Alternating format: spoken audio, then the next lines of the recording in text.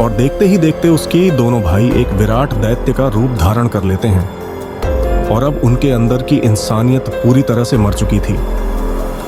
अब वह राक्षस बन चुके थे।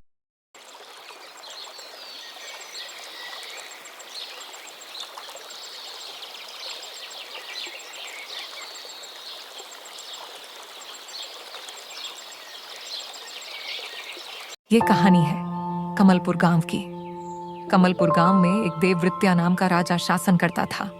उसके राज्य में चारों तरफ खुशहाली ही खुशहाली थी। नर जानवर सभी खुशी खुशी अपना जीवन व्यतीत कर रहे थे। उसके राज्य में मानो दुख नाम की कोई चीज ही नहीं थी।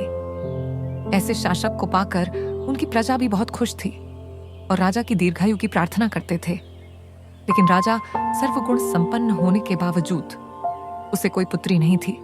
सिर्फ 5 पुत्र थे। ए रानी, हमारे साम्राज्य सभी खुश है। न केवल जानवर बल्कि साधु संत भी। हर कोई खुशी खुशी अपना जीवन व्यतीत कर रहा है।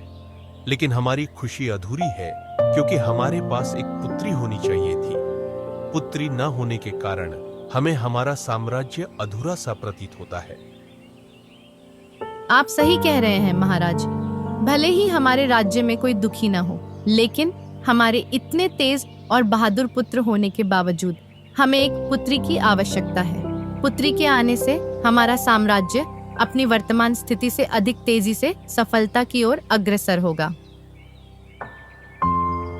मैं चाहता हूँ कि इस साम्राज्य को देवव्रत जैसे राजा की नहीं बल्कि मेरी जरूरत है। इस साम्राज्य का शासक मुझे या मेरे बेटे को होना चाहिए और ऐसा होकर रहेगा। इसके लिए चाहे मुझे जो भी करना पड़े। समय बीतता गया और अंततः राजा की मनोकामनाएं पूर्ण होती हैं। उसको राज्य में एक पुत्री का जन्म होता है और पुत्री के जन्म के समय साम्राज्य में बहुत तेज बारिश और हवा का प्रकोप फैलता है। तभी मंत्रीवर आते हैं और राजा को बोलते हैं, बधाई हो महाराज, बधाई। हमारे साम्राज्य में आखिरकार एक राजकुमारी का जन्म हो ही गया। यह राजकुमारी बहुत मनौतियों और प्रार्थनाओं के बाद हमें प्राप्त हुई है। लेकिन महाराज, याद रखें, राजकुमारी के जन्म के समय साम्राज्य में विकट वर्षा और प्रचंड पवन ने अपना विकराल रूप दिखाया था। यह हमारे साम्राज्य के भविष्य के लिए एक चुनौती का संकेत था। हम इसे यूं ही नजरअंदाज नहीं कर सकते। महाराज, मुझे आशंका है कि इस राजकुमारी के कारण हमारे साम्राज्य में कोई अनहोनी घटना घट सकती है। ये कैसी बात कर रहे हो मंत्री? आखिर हमारी पुत्री हमें लाखों मनौतियों के बाद प्राप्त हुई है और आप हमारी पुत्री के बारे में ऐसे अपशब्द बोल रहे हैं। महाजन, इसके लिए आपको दंड दिया जा सकता है। यदि आप हमारे परम मित्र और मंत्री ना होते तो आज ही आपको इस राज्य से बेदखल कर दिया जाता। राज्य में पुत्री के जन्म के बाद वह मंत्री उस पुत्री को एक श्रापित राजकुमारी की समझा लगा और पुत्री को राज्य से भगाने के लिए अपने अथक प्रयास करने लगता है और चाहता है कि वह पुत्री इस साम्राज्य में आवास ना करे। समय बदलता गया और वह पुत्री राजकुमारी अब एक बहुत सुंदर, संस्कारी और मर्यादापूर्ण राजकुमारी बन चुकी थी। उसकी सुंदरता के चर्चे पड़ोसी राज्य में होने लगे थे और हर कोई उससे विवाह करना चाहता था। राजकुमारी के चेहरे पर एक अलग तेज था। वह स्वर्ग से कोई परी धरती पर आई हो, उसका रंग रूपा, उसके सौंदर्य की चर्चा चारों तरफ होने लगी थी।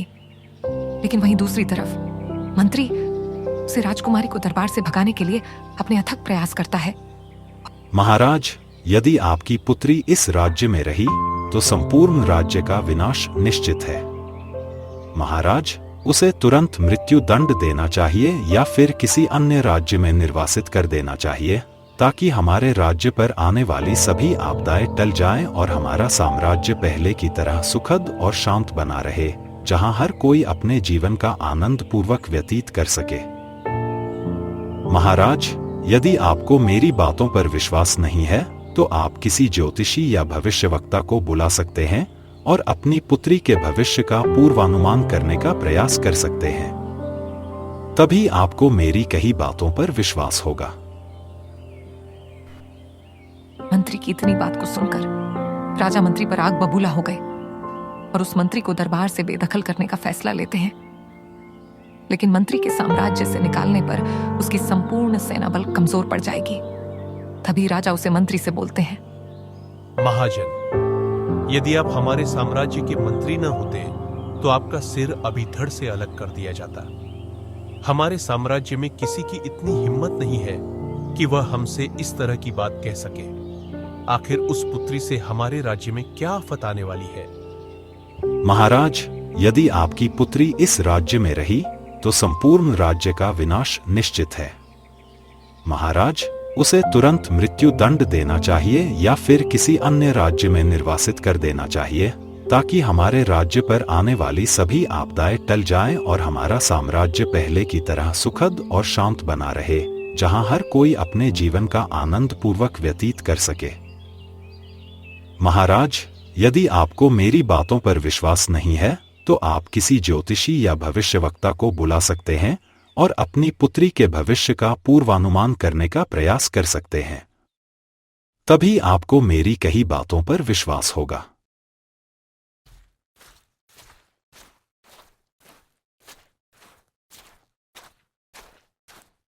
जी हाँ महाराज, मंत्री ने राजकुमारी के बारे में जो कुछ भी कहा है वह सब सत्य है।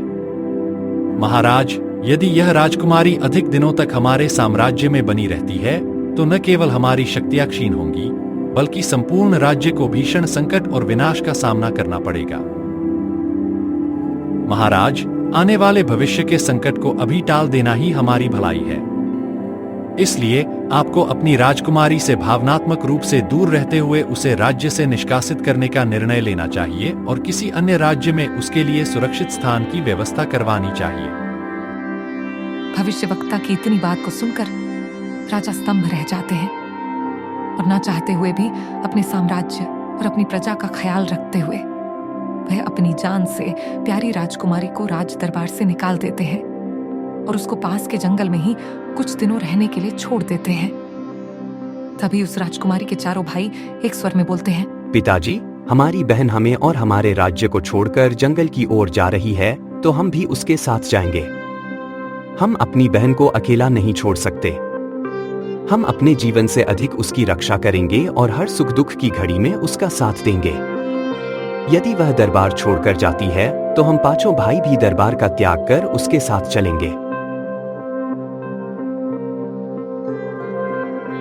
इधर राजा की पुत्री और पांचों पुत्र राज दरबार को छोड़कर के पास के वन में ही जाकर रहने लगते हैं और वही कुटिया में रहकर अपना जीवन गुजार बसर करते हैं और जंगल के फल फूल कंदमूल आदि को खाकर अपना जीवन व्यतीत करते हैं। और उधर राजा अपने राज धर्म का पालन करते हुए और अपनी सीमाओं में बंधे हुए कुछ न कर सका और मंत्री को एक बहुत ही सुनहरा अवसर मिल गया था अपने पुत्र को उसे साम्राज्य का अधिकारी बनने का। सब कुछ मेरी योजना के अनुसार ही चल रहा है। महाराज की राजकुमारी और पांचों राजकुमार अपना राज दरबार छोड़कर जंगल में जीवन व्यतीत कर रहे हैं। ऐसी स्थिति में मुझे अपने बेटे को राज सिंहासन पर बैठाने के लिए कोई न कोई योजना बनानी ही पड़ेगी। इधर चारों भाई अपनी बहन के साथ जंगल में कुटिया बनाकर अपना जीवन गुजार रहे थे और चारों भाई जंगल के अलग अलग दिशा में जाकर खाने का प्रबंध करते हैं। वहीं दूसरी ओर मंत्री राज्य में अपने बेटे को उत्तराधिकारी बनाने अथक प्रयास करता है और चाहता है कि उसका बेटा ही साम्राज्य का अगला उत्तराधिकारी बने। दिन बीतते गए और उधर जंगल में अपनी छोटी सी कुटिया में बहन अपने भाइयों का इंतजार कर रही थी। तभी उसने अपनी कुटिया के पीछे किसी के चलने की आवाज सुनी तो वह जल्द से अपनी कुटिया से बाहर निकलती है और बाहर आकर के देखती है कि एक बूढ़ी औरत उसकी ओर चलती हुई आ रही है। वह पहले से ज्यादा डरी हुई थी और वह अपनी कुटिया में अकेली थी बिना अपने भाइयों के। बेटा, तुम कौन हो और इस घने जंगल में अकेली क्या कर रही हो? क्या तुम्हारे साथ कोई और भी है या तुम यहाँ अकेली ही अपना जीवन व्यतीत कर रही हो? माँ, मैं यमनदीप के राजा की सुपुत्री हूँ और मुझे इस जंगल में देखकर आपको बिल्कुल भी हैरान होने की आवश्यकता नहीं है, क्योंकि इसके पीछे मंत्री की पूरी चाल चल रही है। बेटी, आपकी कहानी सुनकर मुझे बहुत दुख हुआ, लेकिन आपको बता दूं कि यह जंगल एक शापित जंगल है जहां अजीब अजीब घटनाएं घटित होती रहती हैं। सबसे महत्वपूर्ण बात यह है कि यहाँ से कुछ दूर चलने पर एक झील दिखाई देती है, जो कि एक शापित झील है। जो भी उसका पानी पीता है वह अपनी इंसानियत भूल जाता है, उसके भीतर क्रूर प्रवृत्तियां घर कर लेती हैं और वह हमेशा के लिए अपनी मानवता खो बैठता है, यहाँ तक कि खुद को भी भूल जाता है। बुढ़िया की इतनी बात सुनकर राजकुमारी हैरानी में पड़ जाती है कि उसके भाई अभी अभी जंगल की ओर खानपान की व्यवस्था करने गए थे। कहीं वह गलती से उसे रहस्यमयी झील का पानी न पी ले और कहीं मेरे भाई भी। अरे नहीं नहीं, ऐसा नहीं हो सकता, ऐसा बिल्कुल नहीं हो सकता। मैं आ रही हूँ, मैं आ रही हूँ।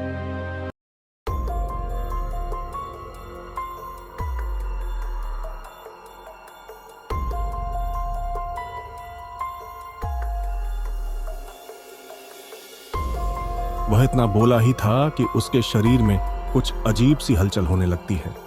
उसका शरीर पहले से ज्यादा कंपन होने लगा था तभी, और देखते ही देखते उसका शरीर एक भयावह है, राक्षस का रूप धारण कर लेती है और वह एक दैत्य बन जाता है। वह इतना कुछ टाइम बाद उसके चारों भाई वहां पर पहुंच जाते हैं और अपने भाई की इस स्थिति में देखकर वह अपने भाई से कहते हैं कि छोटे, यह क्या हो गया है? आपके शरीर पर एक किस तरह के दाग प्रतीत हो रहे हैं? आपका शरीर किसी विनाशकारी दैत्य की तरह परिवर्तित हो रहा है। छोटे, आपके साथ कुछ अनर्थ होने वाला है। क्या हो गया छोटे, क्या हो गया? और देखते ही देखते उसके दोनों भाई एक विराट दैत्य का रूप धारण कर लेते हैं और अब उनके अंदर की इंसानियत पूरी तरह से मर चुकी थी। अब वह राक्षस बन चुके थे और अपनी जान से ज्यादा चाहने वाली बहन के ही जान की दुश्मन बन जाते हैं और उसको किसी भी हाल में खत्म करने का प्रयास करते हैं। तभी अचानक उसे जंगल में एक अजीब ऊर्जा प्रकट होती है, चारों तरफ ढूंढ पड़ जाती है। तभी पेड़ के पीछे से एक साधु निकाल कर आते हैं और उसे राजकुमारी से बोलते हैं, बेटी, तुम्हारे भाई अब पहले जैसे नहीं रहे। उनके अंदर एक विकृत और शापित डायन का वास हो चुका है। उन्होंने अपनी इंसानियत को भूलकर क्रूरता की राह अपनाई है और वह सब कुछ भूल चुके हैं, यह कि तुम उनकी बहन हो या तुम उनके लिए कौन हो। उनका एक ही उद्देश्य है, जो भी आए उसे किसी भी हाल में मृत्यु दंड दे देना। बेटी, अगर तुम अपने भाइयों को पुनः सामान्य देखना चाहती हो तो इसके लिए तुम्हें अपने प्यार को उनके दिलों में जागृत करना होगा। किसी भी स्थिति में तुम अपनी पहचान उनके दिलों में जागरूक कर दो, जिससे तुम्हारे भाई पुनः सामान्य हो जाएं। साधु की इतनी बात सुनकर राजकुमार चिंतित हो जाती है और भगवान से प्रार्थना करने लगती है कि उसके भाई पहले जैसी स्थिति में वापस लौट आए। लेकिन ऐसा उस श्रापित झरने का पानी पीने की वजह से हुआ था।